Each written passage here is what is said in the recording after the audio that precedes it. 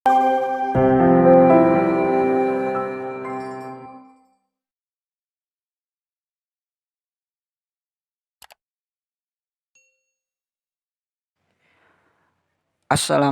warahmatullahi wabarakatuh. Kembali lagi dengan channel Seribu Jalan. Kali ini saya akan membahas soal-soal tenaga kesehatan yaitu bidan terampil. Jadi buat teman-teman yang sedang mempersiapkan diri menghadapi ujian SKB bisa simak video ini.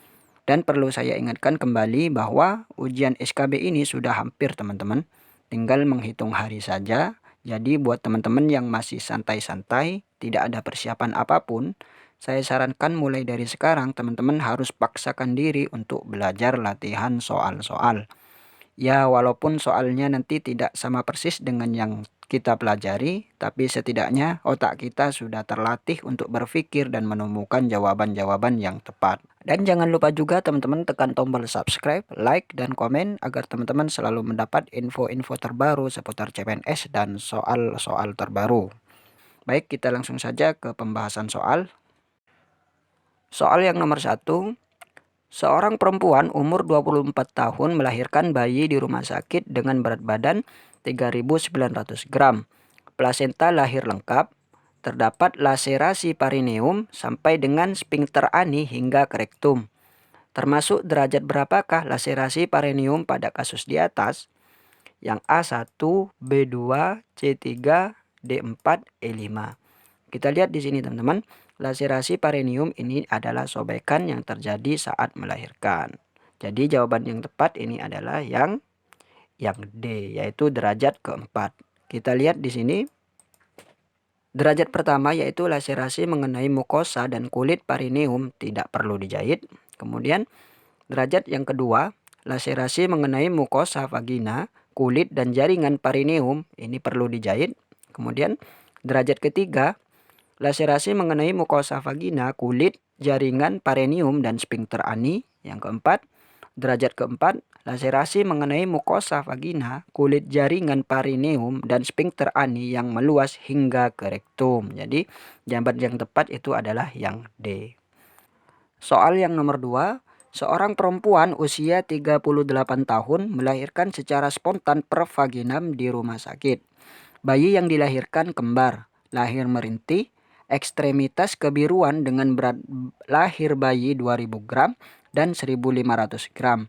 Bidan akan melakukan tindakan pembersihan jalan nafas bayi, tetapi dari pihak keluarga menolak. Kemudian bidan tersebut tetap melakukan pembersihan jalan nafas. Apakah jenis pengambilan keputusan bidan tersebut? Yang A. Teologi, yang B. Eudonisme, yang C. Hedonisme, yang D. Deontologi, yang E. Utilitarianisme. Kita lihat di sini ada sebuah kasus di mana bidan akan melakukan pembersihan jalan nafas bayi tetapi dari pihak keluarga menolak dan bidan tersebut tetap melakukan pembersihan jalan nafas. Apakah jenis pengambilan keputusan bidan tersebut? Yang betul ini adalah yang D. Deontologi. Kita lihat di sini.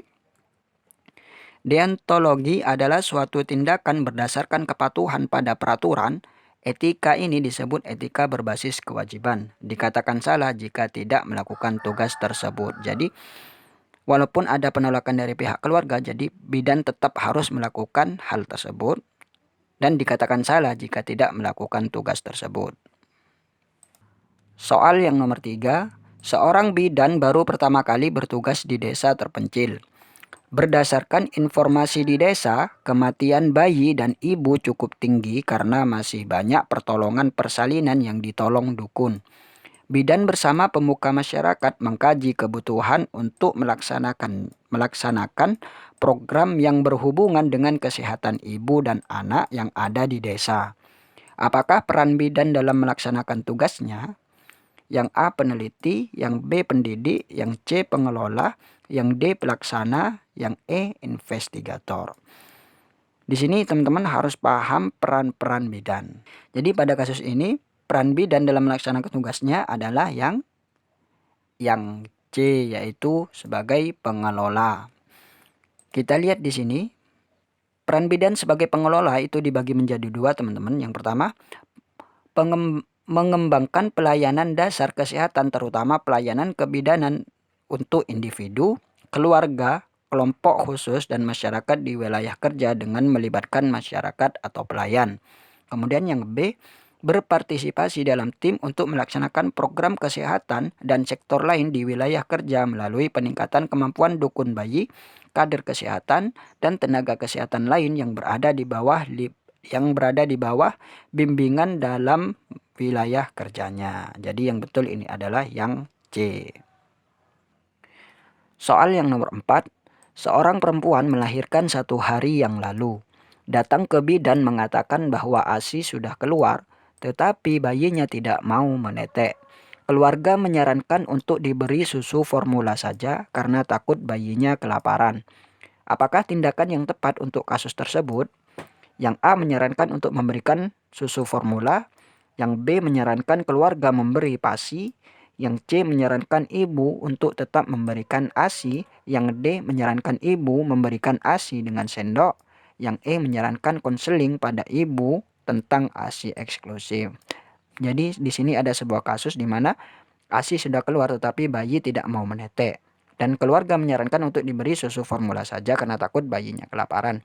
Maka sebagai seorang bidan, tindakan yang tepat untuk kasus ini adalah, jawaban yang betul ini adalah yang C. Menyarankan ibu tetap memberikan ASI. Kita lihat di sini, kasus ini termasuk dalam etika deontologi yang tadi. Walaupun keluarga menolak ataupun menyarankan ini dan itu, sebagai seorang bidan kita harus tetap menyarankan ibu untuk tetap memberikan ASI. Soal yang nomor 5, seorang perempuan umur 35 tahun melahirkan bayi kelima normal sebulan yang lalu. Ibu sehat namun selalu murung, mudah marah dan tidak mau menyusui bayinya. Apakah diagnosis yang tepat pada kasus di atas? Yang A, baby blues, yang B, postpartum blues, yang C, depresi postpartum, yang D, psikosa postpartum, yang E, skizofrenia postpartum.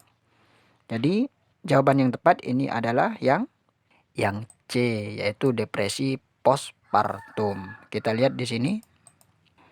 Depresi postpartum adalah keadaan ketika seorang ibu merasakan rasa sedih, bersalah, dan bentuk umum depresi lainnya dalam jangka waktu yang lama setelah melahirkan. Jadi jawaban yang tepat ini adalah yang C. Soal nomor 6. Seorang perempuan usia 30 tahun melahirkan anak keempat di puskesmas.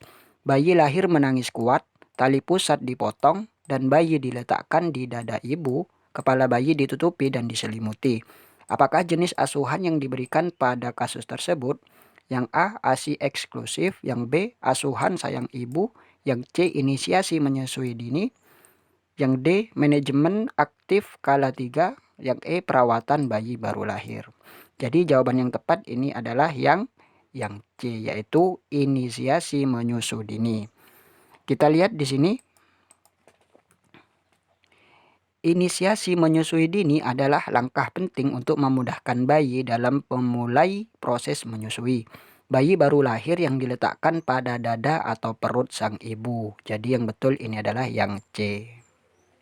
Baik, itulah beberapa soal-soal yang keluar dalam ujian SKB, khususnya tenaga kesehatan, yaitu bidan terampil.